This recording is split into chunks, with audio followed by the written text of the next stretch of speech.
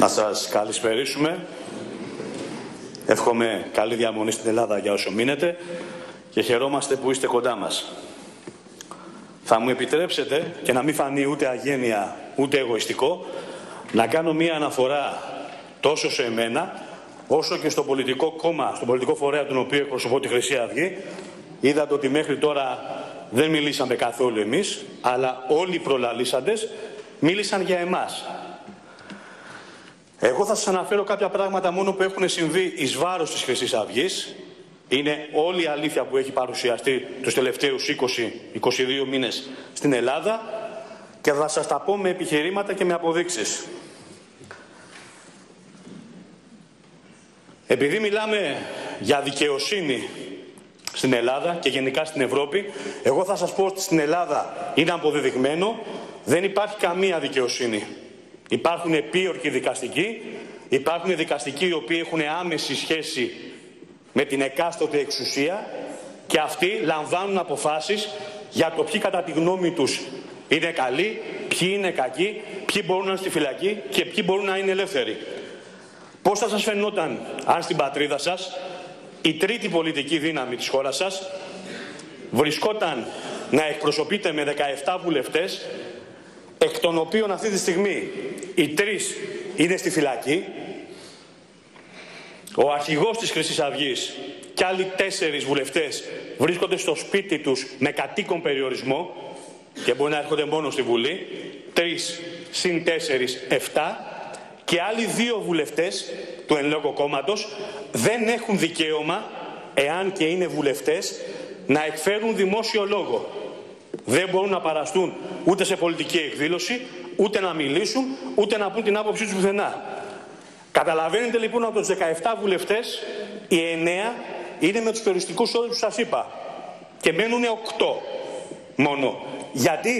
Γιατί έτσι το αποφάσισε μια ωραία πρωία ο πρώην Πρωθυπουργός της Ελλάδας με μια συνομοταξία συγκεκριμένων πολιτικών προσώπων και με μια συγκεκριμένη ομάδα επίορκων, το επαναλαμβάνω, δικαστικών. Και είμαι έτοιμος να υποστώ οποιαδήποτε συνέπεια για αυτά που λέω. Άλλωστε πριν από 2 μήνες βγήκα από τη φυλακή, ήμουνα και εγώ 18 μήνες φυλακή και τώρα είμαι σε κατοίκον περιορισμό κι εγώ. Και δεν μπορώ να πάω πουθενά παρά μόνο να έρχομαι εδώ. Ποια είναι τα στοιχεία που βρέθηκαν εις βάρος μας? Θα σας πω πως ακριβώς έχει δικογραφία. Είναι πυρηνοί, εντός εισαγωγικών, πολιτικοί λόγοι τους οποίους έχουμε κάνει. Κανείς από τους βουλευτές της Χρυσής Αυγής, σας το τονίζω, και όποιος έχει αντίρρηση ή αμφιβολία, όποιο θέλετε οποιαδήποτε απόδειξη, είμαι στη διάθεσή σας μετά το πέρας της συζήτησης να σας το αποδείξω αυτό που λέω, κανείς μας δεν κατηγορείται για καμία έκνομη πράξη. Κατηγορούμαστε μόνο για πολιτικές ομιλίες. Αυτό υπάρχει μέσα στη δικογραφία. Υπάρχει σε συγκεκριμένη ημερομηνία που θα σας πω, μάλλον θα ήθελα να σας πω κάτι άλλο πριν φτάσω σε αυτό. Ακούσαμε προηγουμένως τον κύριο Υπουργό να αναφέρει ότι η Ελλάδα έχει κυρώσει τη σύμβαση του διεθνικού οργανωμένου, κατά του διεθνικού οργανωμένου εγκλήματος, δηλαδή τη Διεθνή Σύμβαση του Παλέρμο. Να σας πω ότι αυτό στην Ελλάδα δεν συμβαίνει. Και γιατί δεν συμβαίνει? Λόγω της Χρυσής Αυγής.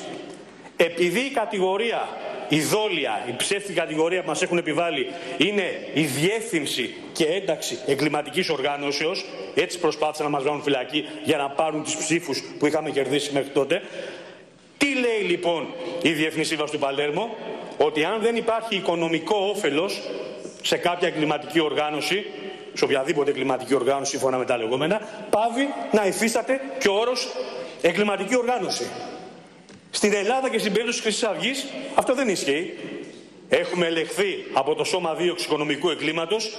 Οι κατηγορίες που έχουμε στη δικογραφία δεν περιλαμβάνουν πουθενά οικονομικό όφελος. Είμαστε ολοκάθαροι πάνω σε αυτό. Άρα με τη Διεθνή Σύμβαση του Παλέρμο δεν υπάρχει αυτή η κατηγορία, με την οποία αυτή τη στιγμή 9 φιλοβουλευτές της Χρυσής Αυγής είναι στη φυλακή ή σε περιοριστικούς όρους. Η Ελλάδα, με τη σύμβαση που κυρώθηκε από το Ελληνικό Κοινοβούλιο με τον νόμο 3875 του 2010, δημοσιεύθηκε στο φύλλο εφημερίδας της κυβερνήσεως το Σεπτέμβριο του 2010 και δεν το φέρνει στην Ελλάδα για να το εναρμονίσει με την ποινική μας νομοθεσία, μόνο και μόνο γιατί θα αναγκαστούν να αφήσουν ελεύθερους τους βουλευτές της Χρυσής Αυγής. και να συνεχιστεί ο νόμιμος πολιτικός αγώνας τον οποίο διεξάγουμε. Κάποιοι μπορούν να συμφωνούν με αυτά τα οποία λέμε πολιτικά. Κάποιοι μπορούν να διαφωνούν. Αυτό είναι ένα θέμα το οποίο μπορούμε να το συζητήσουμε και στο οποίο ίσως να μην καταλήξουμε ποτέ. Όμως δεν έχει κανείς το δικαίωμα, και αυτό γίνεται στην κοιτίδα του παγκοσμίου πολιτισμού, γίνεται στην Ελλάδα αυτή τη στιγμή. Εγώ σας τα λέω αυτά με αφορμή αυτή την ευκαιρία που μου δόθηκε για να τα ακούσετε, να τα συζητήσετε και να τα μεταφέρετε σε κάποιους δικούς σας ανθρώπους και να πείτε ότι στην Ελλάδα εν έτη 2015 συμβαίνουν αυτά τα πράγματα. Επίσης μπορώ να σας πω, για να είμαι πολύ συγκεκριμένος, ότι στις 2 Τετάρτου του 2014 διέρευσε μαγνητοσκοπημένο οπτικό υλικό σε συνομιλία που είχε ο συναγωνιστής μας, βουλευτής Ηλίας Κασιδιάρης, με τον τότε Γενικό Γραμματέα της Κυβέρνησης. Ξέρετε τι λέει στο βίντεο αυτό, τι υπάρχει μέσα? Ο τότε Γενικός Γραμματέας της Κυβέρνησης λέει αυτά που σας είπα εγώ τώρα.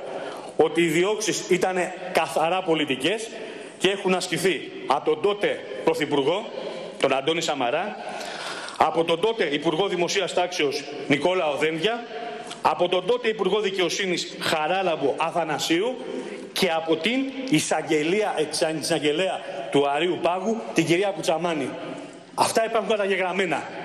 Όμως στην Ελλάδα της δικαιοσύνης, της δημοκρατίας, του νόμιμου πολιτικού αγώνα, κανείς δεν πήρε αυτό που είπε ο Γενικός Γραμματέας, επαναλαμβάνω, της τότε κυβερνήσεως και να ψάξει να δει αν είναι αλήθεια ή αν είναι ψέματα. Αλλά παρόλα αυτά συνεχίστηκε αυτή η πολιτική δίωξη που συμβαίνει εις βάρος μας. Επίσης έχει διαρρεύσει και τηλεφωνική συνομιλία που υπάρχει του Πρωθυπουργού Αντώνη Σαμαρά, μεταγενέστερα είναι αυτό, με συγκεκριμένο εισαγγελικό λειτουργό. Μετά από 3 μέρες θα πήγαιναν 3 βουλευτές της Χρυσής Αυγής να απολογηθούν για την σε εισαγωγικά εγκληματική οργάνωση και φέρεται ο Πρωθυπουργός να λέει στο συγκεκριμένο εισαγγελέα αυτούς τους 3 που θα έρθουν μεθαύριο βάλτε φυλακή. Αυτά υπάρχουν καταγεγραμμένα. Όποτε θέλετε μπορείτε να τα ακούσετε, μπορούμε να σας τα δώσουμε. Όμως δεν έχει κινηθεί τίποτα. Η Χρυσή Αυγή είναι το μοναδικό κόμμα στην Ελλάδα το οποίο έχει ελεγχθεί, στο οποίο έχει μπει το σώμα δίωξης οικονομικού εγκλήματος και έχει ψάξει όλους τους βουλευτές της Χρυσής Αυγής και τα κομματικά μας ταμεία και επισήμως δεν υπάρχει ούτε 1 ευρώ παράνομου χρήματος. Και όμως η Χρυσή Αυγή βρίσκεται στη θέση να περνάει όλες αυτές τις πολιτικές διώξεις. Όταν εδώ στην Ελληνική Βουλή κατά την προηγούμενη και στις προηγούμενες γενικά κοινοβουλευτικές παρουσίες υπήρχαν κόμματα συγκεκριμένα τα οποία έχει αποδειχθεί ότι έχουν πάρει χρήματα, μαύρα χρήματα, από μίζες, από εξυπηρετικά προγράμματα, από τη Siemens, από διάφορα άλλα πράγματα και στα οποία όμως, προσέχτε, κανείς δεν έχει κατηγορηθεί για τίποτα. Ξαφνικά η Ελλάδα έφτασε να χρωστάει παντού. Μα τι έχει γίνει 40 χρόνια? Δεν είναι δεδομένο και αποδεδειγμένο πλέον ότι κάποιοι έχουν λαιλατήσει την Ελλάδα? Είναι αποδεδειγμένο. Όμως αυτή είναι στο απειρόβλητο. Και οι μοναδικοί λοιπόν που ακούτε να κατηγορούνται είναι οι βουλευτές της Χρυσής Αυγής, οι οποίοι, επαναλαμβάνω, μετά από τόσους ελέγχους αποδείχτηκε ότι είναι ολοκάθαροι. Αυτό θα ήθελα να το ακούσετε και να σκεφτείτε τι συμβαίνει δίπλα σας. Γιατί πολλές φορές ψάχνουμε να βρούμε για σκάνδαλα που έχουν συμβεί σε χώρες μακρινές, σε χώρες της Αφρικής, σε χώρες δεν ξέρω κι εγώ που τα πράγματα είναι σε πιο άσχημη κατάσταση σε πολιτικό και δικαστικό επίπεδο, αλλά δυστυχώς δίπλα σας, δίπλα μας, συμβαίνουν αυτά που περιληπτικά σας ανέφερα. Θα μπορούσα να σας μιλάω για ώρες, αλλά δεν θα το ήθελα. Ήθελα απλά να σας δώσω να καταλάβετε κάποια πράγματα. Και θα ήθελα να αναφερθώ για λίγο και στο θέμα της λάθρομετανάστευσης που υπάρχει στην Ελλάδα. Η Ελλάδα, όπως πολύ καλά γνωρίζετε και είναι δεδομένο, δεν μπορεί να αντέξει όλο αυτό το κύμα λάθρομεταναστών, οι οποίοι εισβάλλουν και από τα θαλάσσια, κατά πολύ μεγαλύτερο βαθμό, αλλά και από τα χερσαία σύνορά μας. Δεν έχουμε τη δυνατότητα αυτή, όσο και να είχαμε την καλή διάθεση. Εκεί λοιπόν είναι θέμα όλων των ευρωπαϊκών κρατών, σε μια Ελλάδα η οποία υποφέρει δυστυχώς αυτή τη στιγμή από ανθρωπιστική κρίση, αυτή είναι η αλήθεια. Από την έναρξη του μνημονίου το 2010, το 2009, το 2011, σε όλα αυτά τα χρόνια υπάρχει ένας αριθμός γύρω στις 7.500 με 8.000 Ελλήνων συμπολιτών μας οι οποίοι έχουν αυτοκτονήσει, μην αντέχοντας την κρίση αυτή. Και οι άνθρωποι αυτοί, δυστυχώς που σας το λέω, δεν έχουν βρει το δίκιο τους και πολύ φοβάμαι ότι όπως πηγαίνει η κατάσταση δεν θα μπορέσουν να το βρουν το δίκιο τους. Εγώ θα ήθελα από όλα τα ευρωπαϊκά κράτη να αναλάβουν το μερίδιο ευθύνης που τους αναλογεί, να βοηθήσουν την Ελλάδα, να μην μαζεύεται όλο αυτό το πλήθος των λάθρομεταναστών μέσα εδώ. Ακούσατε προηγουμένως τον εκπρόσωπο της Νέας Δημοκρατίας να μιλάει για έναν αριθμό γύρω στα 2 εκατομμύρια νόμιμους και 2 εκατομμύρια παράνομους. Καταλαβαίνετε λοιπόν, σε μια χώρα 10 εκατομμυρίων μιλάμε για 4 εκατομμύρια μετανάστες. Φυσικά, αυτά που είπε ο εκπρόσωπος της Νέας Δημοκρατίας τώρα, πριν από 3 μήνες, μας έλεγε ότι οι αριθμοί είναι γύρω στα 1 εκατομμύριο, 1,5, γιατί ήταν η κυβέρνηση. Και έπρεπε να πει άλλα πράγματα τότε. Εμείς τα λέγαμε τότε, τα λέγαμε και τώρα. Πρέπει τα σύνορα λοιπόν της Ελλάδας να προφυλαχθούν. Πρέπει να βοηθηθεί η Ελλάδα στο συγκεκριμένο κομμάτι και πρέπει οπωσδήποτε να αλλάξει η συνθήκη του Δουβλίνου 2. Γιατί μας έχει φέρει αυτή τη στιγμή σε μια τραγική θέση. Όλοι περνάνε από τα σύνορα της Ελλάδας και δυστυχώς μένουν εδώ.